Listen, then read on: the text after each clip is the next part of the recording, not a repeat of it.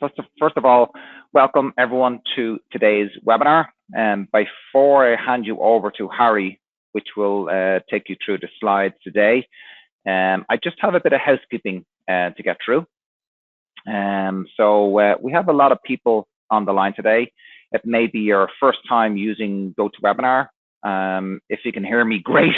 If you can't, there is a couple of options you can use when joining GoToWebinar. You can obviously use the built-in mic and speakers, or you can use the telephone. So hopefully you're able to hear us and see us. If you can't, don't worry, we are recording, which is great. So we have a lot of people on the line today, a lot of great content to get through. So we do have a chance at the end to go through some questions. So as Harry is going through the content, please use the questions pane, and the team and Harry will get a chance to go through all those questions at the end. So please don't wait till the end to enter your question as Harry covers that content. If you have any question you want to ask, please use that. And lastly, the session is being recorded. So I know some people contact say that they may need to leave early, others couldn't make it. So don't worry, this session is recorded and we will provide a copy of the presentation later on. So Harry, over to you. If you want to take us away, that'd be great. Thank you.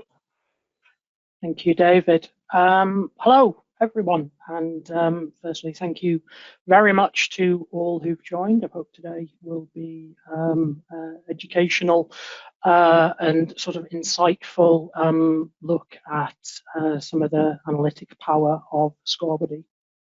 So the topics that we'll be covering today will be sort of the general navigation of the analytics module, reports for both evaluators and supervisors, a special look at the compliance reporting that is available in analytics, and a look at some of the more advanced sort of reporting features which are available across the platform.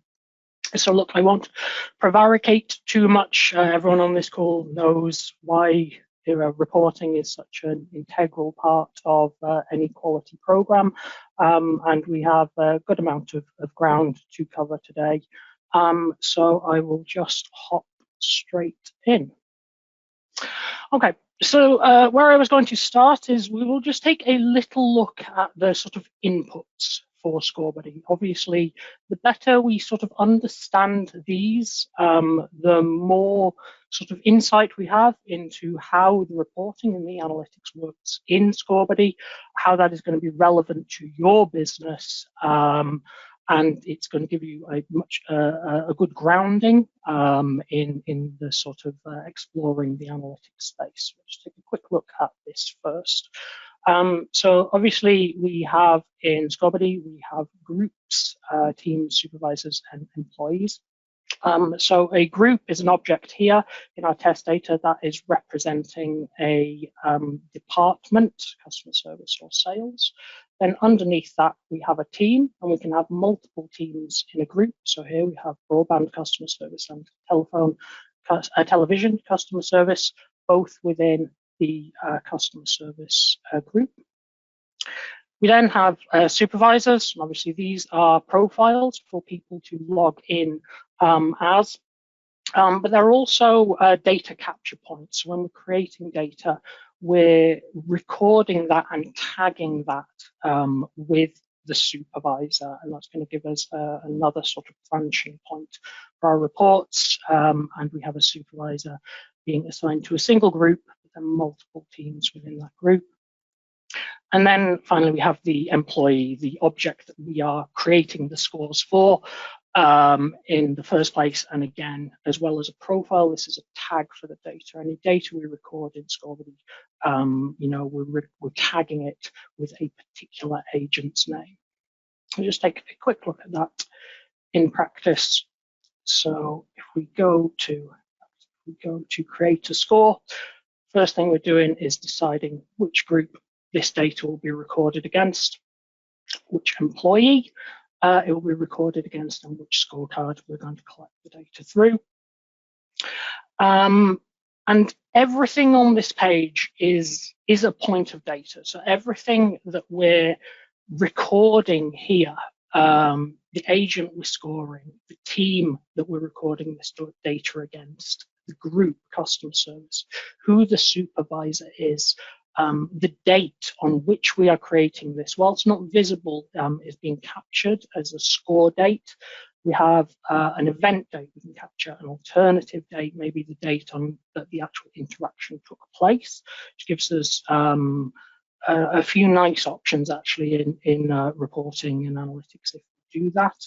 Every question we provide an answer to, every cause we select is all being recorded at multiple levels. It's being recorded against the group, going down against the team, against the supervisor, against the agent. And the better you understand the data points that go into your scorecard, the results that you create, I find the more success you will have in analytics. It'll be easy to find the things that you want to sort of understand, and it'll open up, I think, the scope, give you some new ideas on the way that you might like to sort of chop and change your data, to find those sort of interesting insights that are going to contribute to your business. So we'll head to analytics. So the analytics page is available to global and group admins.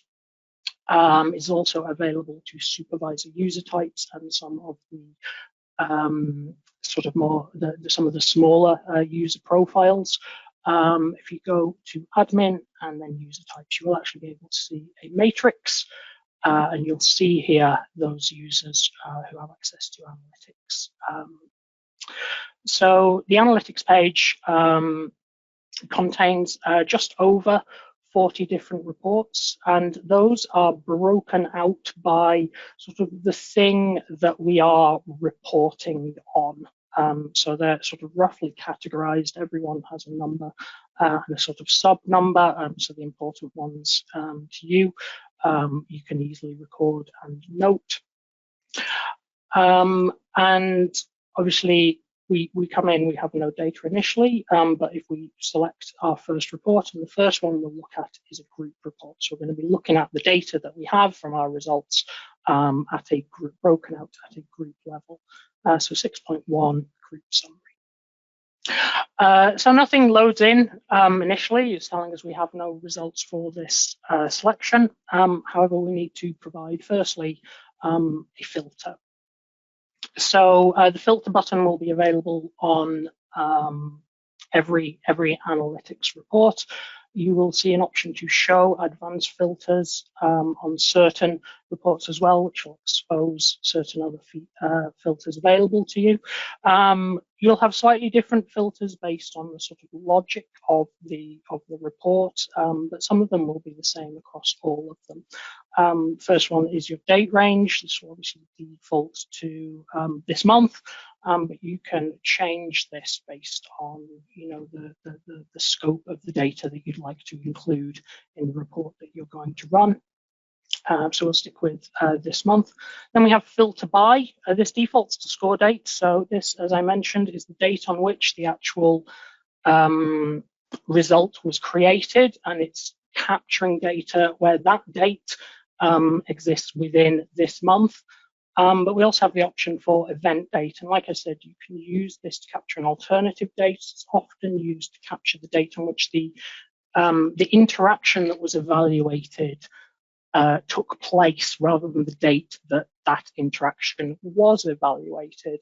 And using that event date and then using that in your reporting can offer some interesting outcomes around where you want to, if you've sort of delivered coaching and training and you want to see how that has affected agent performance, you're probably most likely going to be wanting to look at that from an event date, from a when they took the interactions that were evaluated perspective, because the score dates could obviously be quite different, and you'll get the most accurate data when you're looking at how those interventions have sort of succeeded or otherwise by using event date. So we have the option to change that there.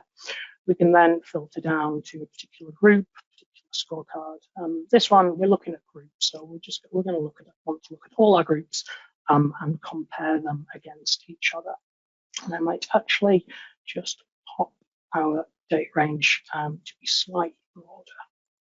Okay, so we apply that, and we have our report produced. So this is showing us how our groups are performing. So we have the number of evaluations which were below their given scorecard target, number of evaluations that were above their given scorecard target. And we also have the average performance as a percentage for the entire group month on month. So this one, 6.1 summary, is a trend-based report. So if we give it a date range which encompasses, multiple months, it's going to break it out into months, but we will always get a total at the end. So this is our total for the year, and then broken out by month. This is how we are performing.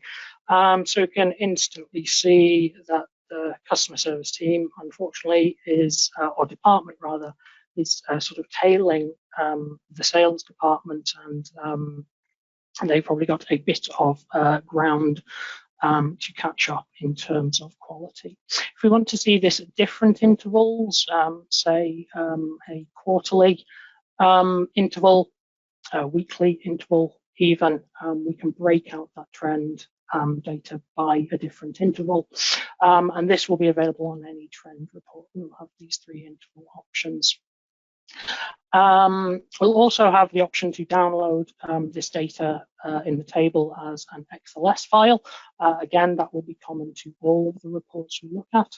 And where a chart or graph is being drawn in, if we click the little hamburger icon here, we will have the option to download the chart or graph as a variety of image formats.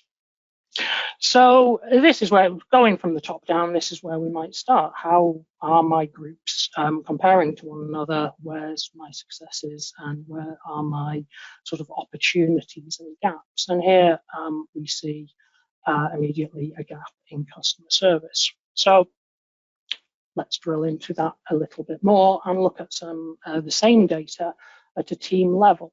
So go to overall team trend. And just quickly, you'll note here that I didn't have to provide a filter for this report.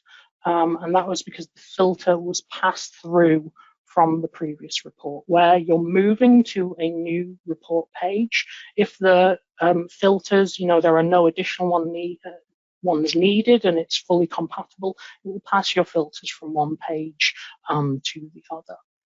Okay.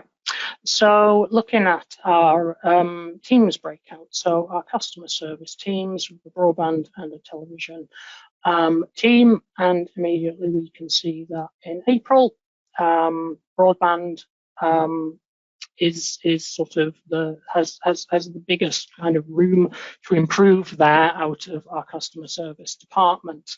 We can see a trend. They've sort of consistently, well, they've gone a little bit back and forward, but April has been sort of a bit of a dive for them. If we want to sort of get a little bit more out of some of these reports, we also have the ability to drill down. You'll notice if I hover over that particular icon, I'm being offered a pop-up which tells me it's from total events is 2. And if I drill into that, it'll actually show me the results which comprise that data. And I can actually go all the way down to scorecard level there as well. So the drill down is an option that is common across our reports. But there's more that we can find out from this data set before we sort of get down to a result level. So yeah, we've isolated that a particular team is where we have a shortfall. And if we drill into that team, we can actually get another breakout. So I just got to confirm I get the details I want to look at. And here we get a breakout by supervisor. So obviously when we had a look at those sort of data inputs, the supervisor, we saw that they exist as data points. We create a result that's recorded against a particular supervisor, and there are multiple supervisors within a team. So here we can get a breakout based on same data broken out by supervisor, and we can see that Alex Reeves is our supervisor who, probably struggled the most in April, or whose team struggled the most in April, and contributing to that sort of poorer score for the team in April. So we can then get drill a little bit more into that. So we're wanting to look at, a bit more about how is this supervisor performing. We're going to go to the supervisor tab. We're going to keep those kind of reports, breakout by supervisor. We'll have a look at 2.3 supervisor by question. So this is data broken out by question and sort of aligned with a particular supervisor. So rather than looking at overall data, we're looking at our data, split out by question. If we have a look at Alex Reeves, we're going to notice that the area that her team, are struggling with most is with documentation, note taking, essentially, but some issues around relevant questioning as well. You'll notice we have a couple of questions on our scorecard here that we're seeing a 0% for, and I will be coming to those slightly later. These are compliance type questions, and they have their own suite of reports. So we'll take a look at those later. But for now, we've identified that, Alex Reeves, our agent, is having some issues. We have an idea in what area, and we can then maybe be handing that over to Alex, or if, look, you're a team leader on the call and your interests are, in the sort of agent level reports, then we've got those reports to look at to further dive into that. So obviously we're going to keep those under staff. We're wanting to see this data at a sort of staff level, broken out by staff, and we've got this is probably the biggest part of the suite. So the one we're going to take a look at is question by staff. So we want to know who is performing not so well in these particular questions, who needs, the sort of coaching and support that will be required to increase that. So just going to confirm our details there. Okay. And now we're getting a breakout by agent. As you can immediately see from the bottom here, we've been given a total. Bobby Poe and Angelina Saville Kent are the sort of agents who are struggling the most, and they're pretty much struggling the most on those questions that we identified as being sort of sticking points, for our quality process. And again, here, maybe as a supervisor, if you're wanting to look at this really, really deeply, you're wanting to go and look at, the comments that was left, the feedback from the evaluator. If we drill into this one, we're going to be able to drill down to the result level and see, the very detailed sort of maybe the comment feedback, some of that unstructured data that's going to provide us some insight into why this agent is struggling particularly. But there's a bit more for us to learn. So we've sort of identified the who are having trouble, but all we've really identified is in which sort of competency. So we know particularly there's some struggle there. Our lowest scoring question is documentation. Was documentation of the customer interaction accurate? But as anyone who performs quality analysis knows, I'm sure everyone here probably has a note-taking question on their scorecard. There's a few different reasons that someone could potentially fail that. You might be marking them less than perfect for a number of different reasons. And if we have our scorecards sort of calibrated to capture that data, anyone who was on sort of the previous webinar we did on scorecard creation with Denise may remember a mention of causes for root cause analysis. If we've implemented those, there are some interesting reports that can really, really tell us where we want to focus our efforts to improve any areas where we have the opportunity to. And those are kept under the scorecards section. So scorecards deal with, rather than breaking the data out by a particular group, a particular team, a particular member of staff, it looks at all uses of a scorecard. And that allows the data, it allows us to drill down very, very finely into the data, because we've got a sort of one static thing, just a use of the scorecard, same scorecard, no matter who's used it, which teams, which groups. We can get really, really insightful and granular detail out of the reports here.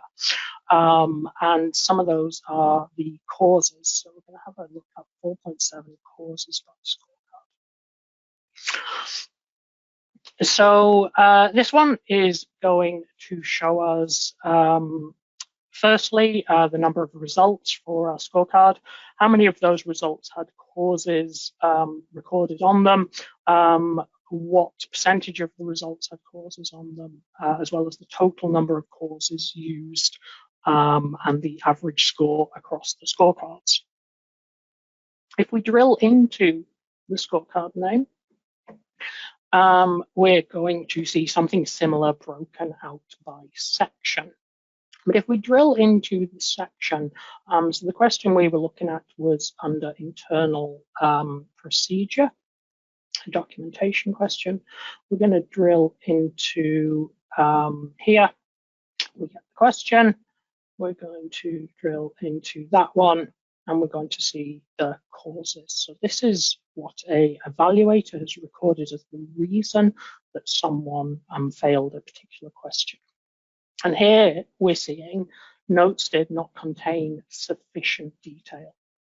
And that's a really interesting piece of information if you can obtain it, because the steps we would take to address this, particular skill gap are quite different to the ones that we might use to address this. So if we're using causes, we know that this is the reason.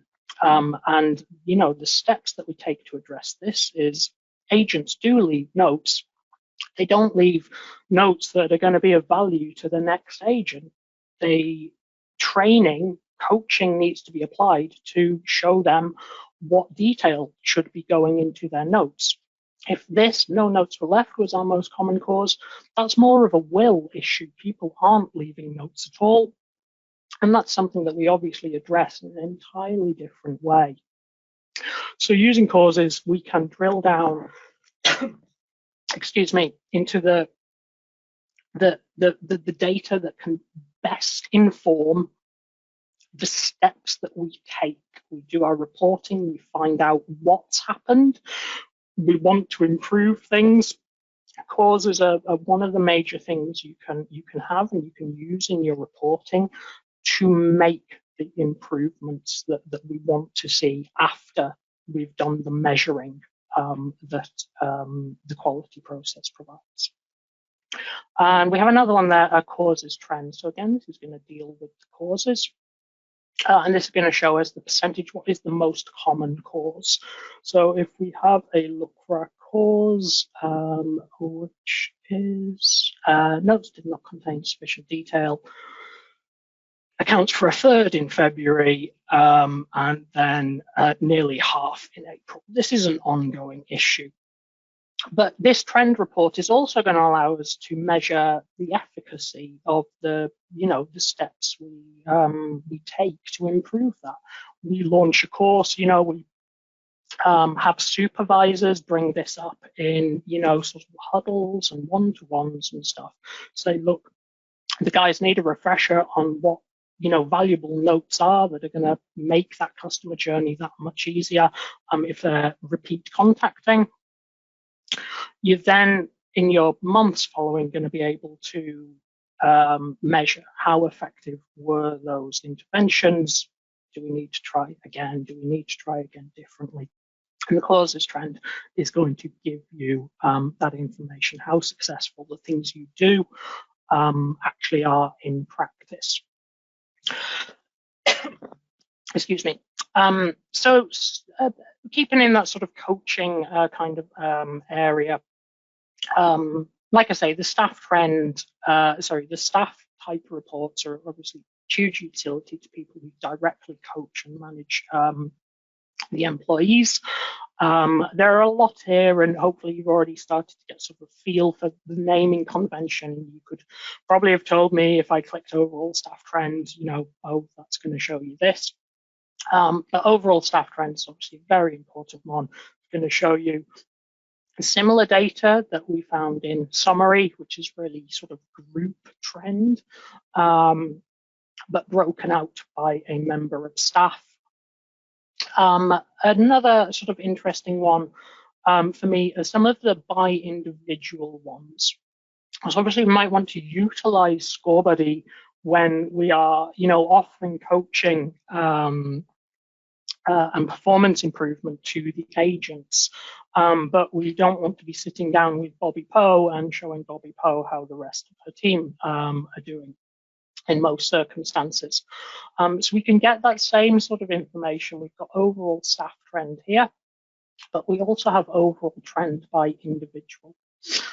If we pop into this one, it's going to ask us for a particular employee. And we're going to be able to see similar information month on month trend, but just for a particular individual. So we have individual ones there for section level reporting and question level reporting. Excuse me.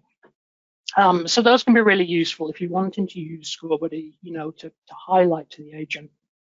These are where your improvement opportunities are. The by individual ones are very, very useful for anyone who's in a position where they are directly coaching agents.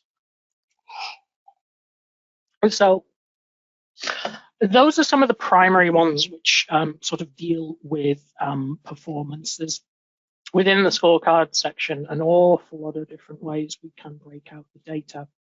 But we have a sort of 40 odd reports, and obviously I don't want to run over. I'd rather cover a decent sort of spread of the gamut and the things that you can do. So we'll move along to reports that might be particularly interesting to evaluators. So if you have a sort of a quality team, these may be ones that are of particular interest to them.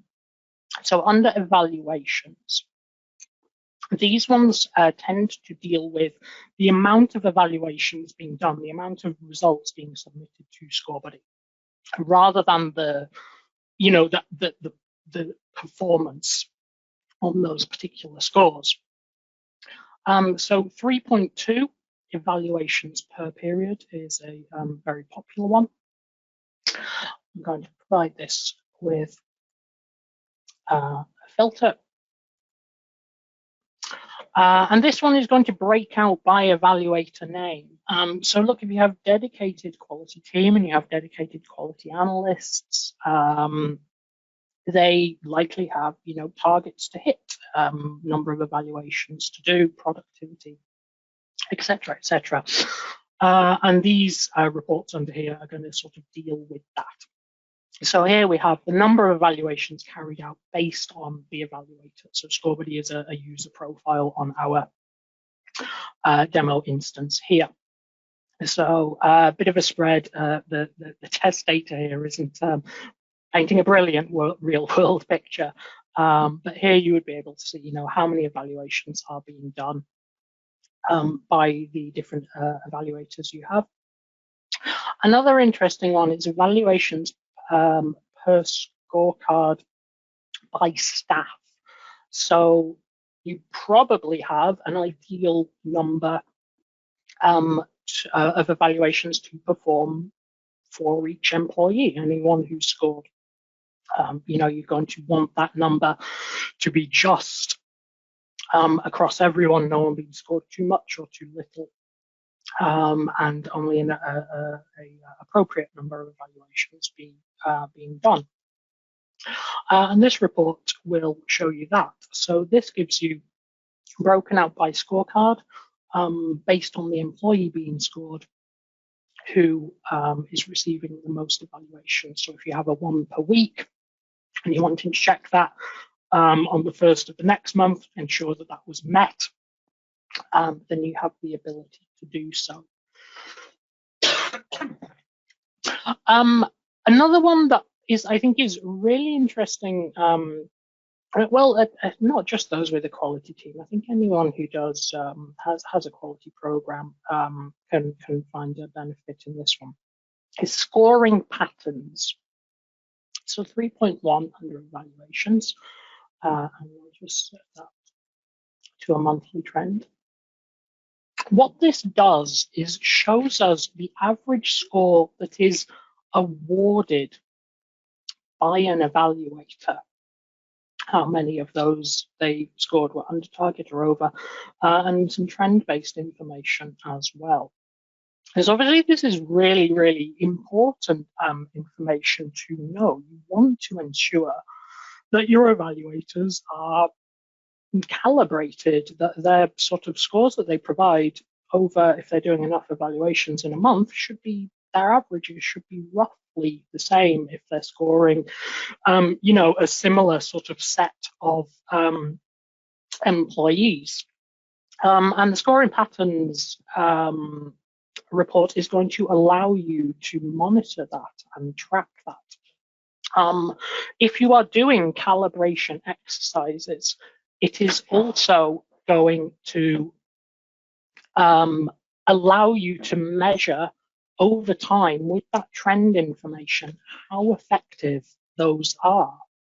Over time, obviously, if you're doing calibrations, you want to see those average scores being drawn closer and closer together until you have a point where, this is pretty good. Within 5% is sort of a decent tolerance. But if you're seeing greater disparity than that, that's something that you might want to be looking at in your calibration exercise. It's very, it's sometimes an overlooked, but it's a very interesting metric, and I think this is an interesting report to be using for anyone who's doing quality activity.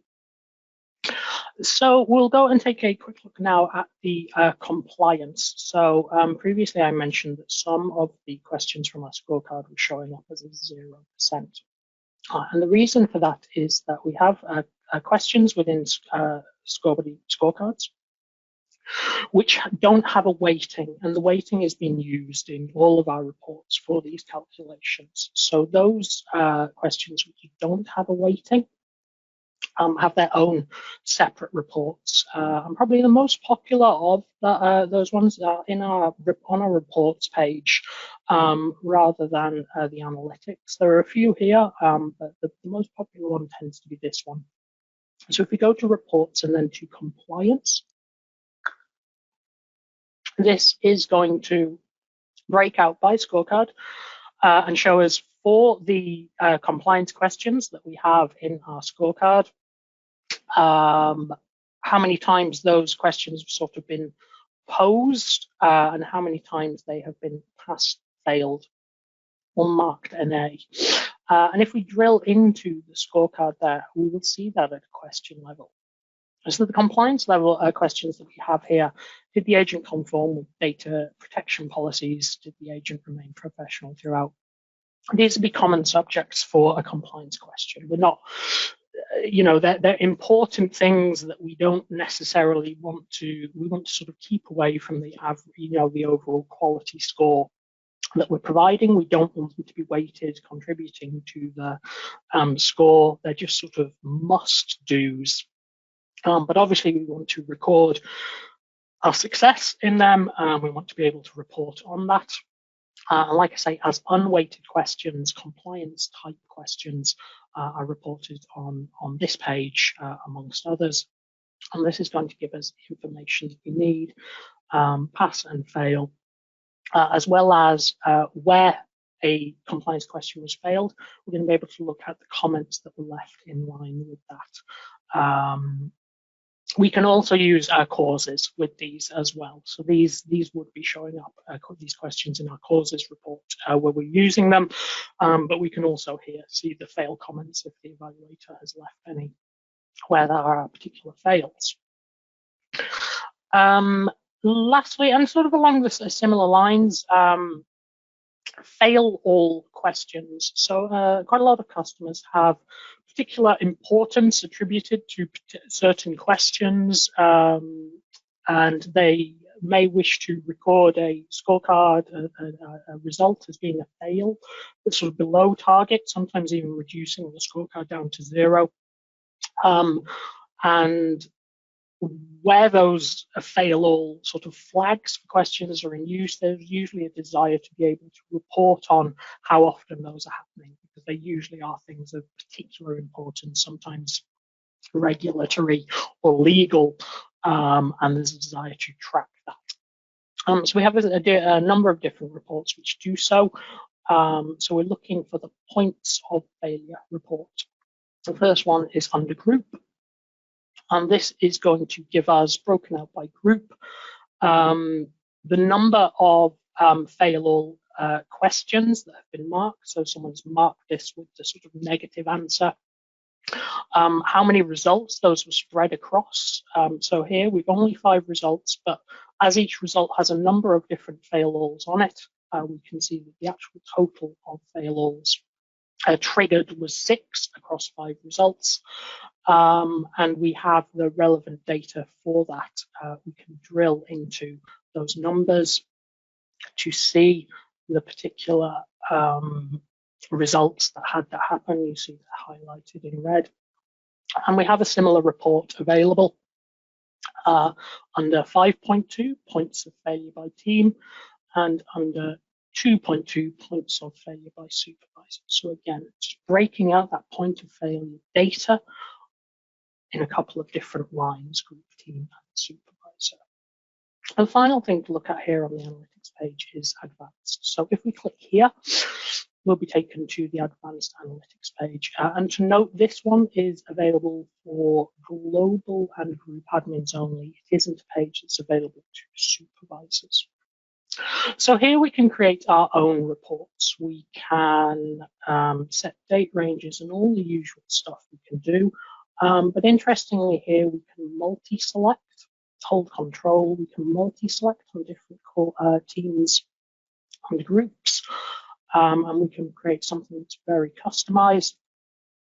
We then set on the X and Y axis the sort of data that we're looking for. So maybe we're wanting group by month, click submit, and we'll get, this is a report that we already have pre-built for you. It's the 6.11 that we looked at first. But it's been filtered, as you see here, it's been filtered out by particular teams, whereas our other one, our 6.1 report, will be using all teams.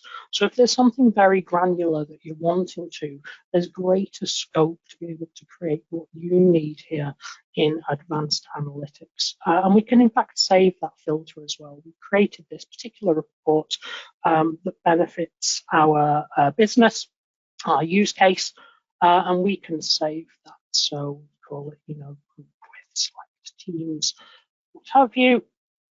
Save that, and this is a per person, per user profile save.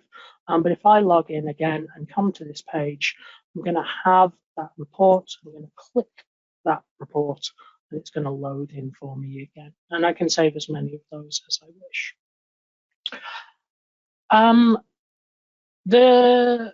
Look, that is our analytics suite. I encourage very strongly to go in and have a play around as soon as you're able with your own data. It's absolutely the best way to learn with this. And look, we hope that we have everything that you need there to fulfill your sort of analytics, your reporting goals. But there are a couple of options within Scorebuddy available as well to export the data from Scorebuddy to an outside platform. And they are generally found, they are generally found under the admin tab. So we have a couple here. We have export. So this allows you to export your Scorebuddy data as raw data effectively. You could set a date from and to, maximum 31 days per file, but obviously this data goes back into since you started using Scorebuddy, so you can use it multiple times to get multiple months. Whether we filter by score data event date and which groups we wish to include in the export. You then have the option to download it as an XLS or a CSV.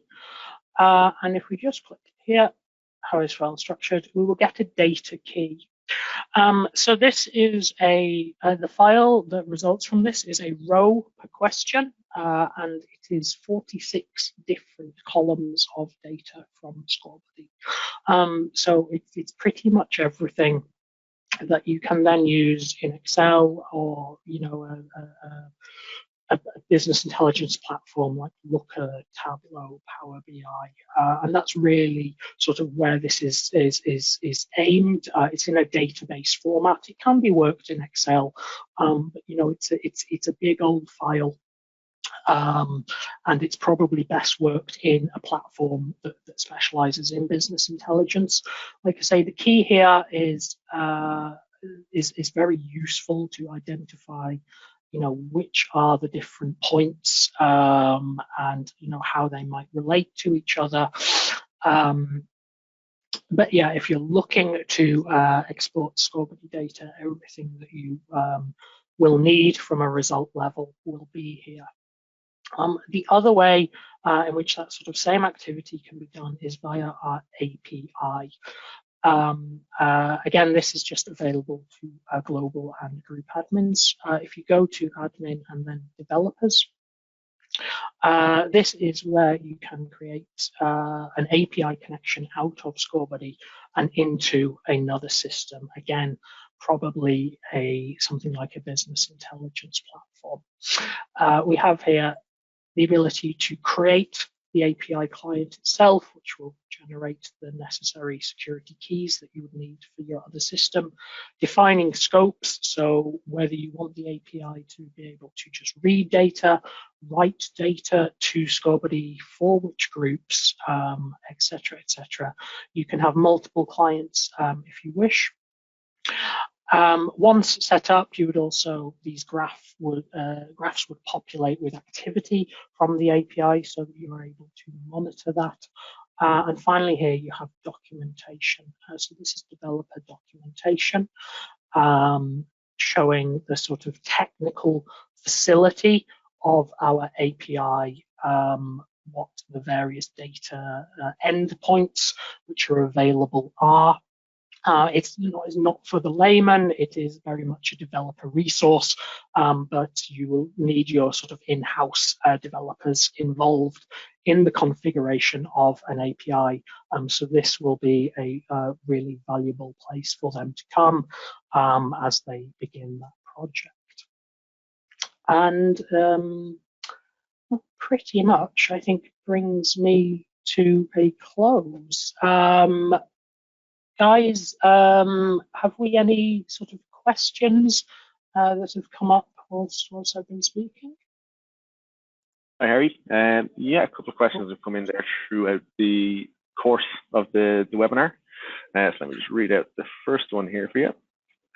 First one is in from Dara, and he just asked if there's any way in which an Excel report can be downloaded to show the login activity from agents or supervisors.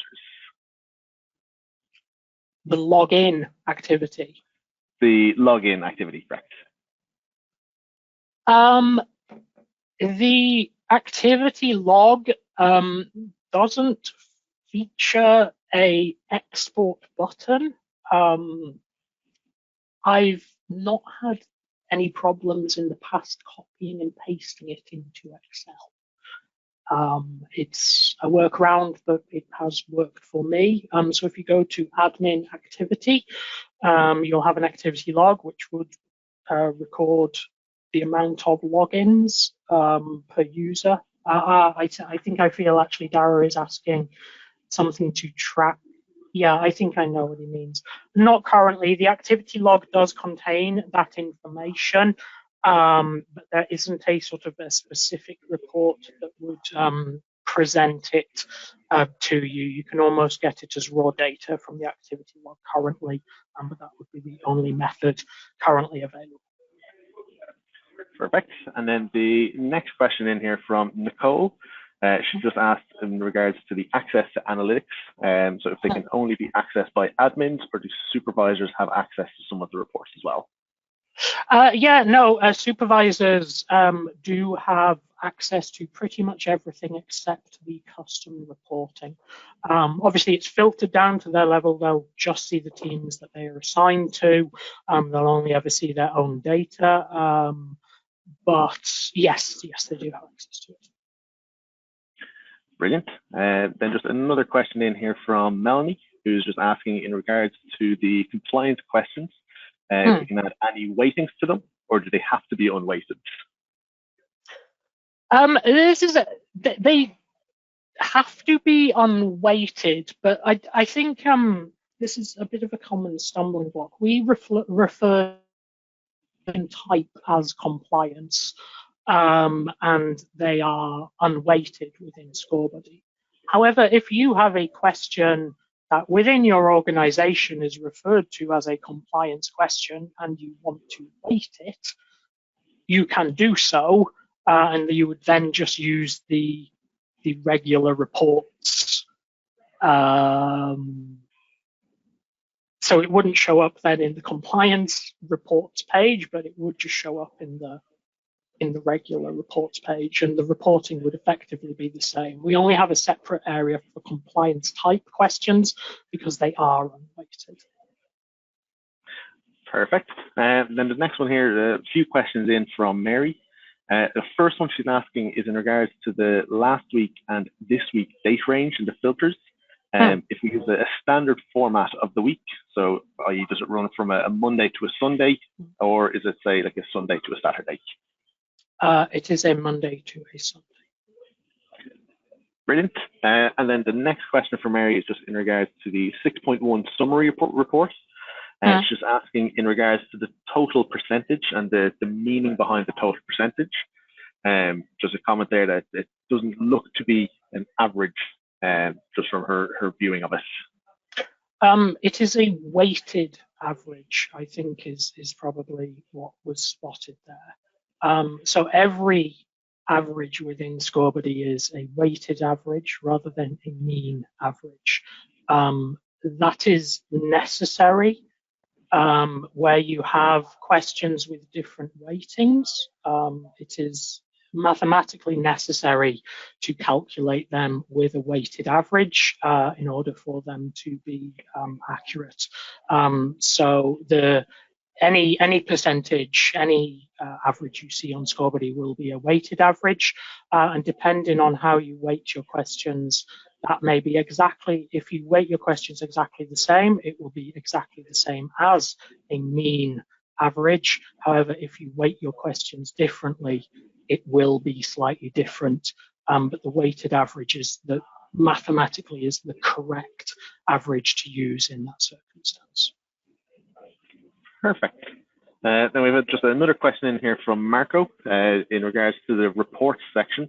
They're just asking, when selecting any report from the list, it defaults open in the edit mode, but there's no button to return to the review mode. However, the edit button does exist when viewing in the review mode. and if there's any way to have the review button as well as the edit mode button. Breadcrumbs.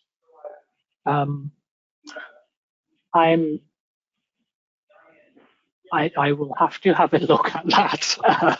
I don't want to go picking around on pages whilst people have may have some questions still.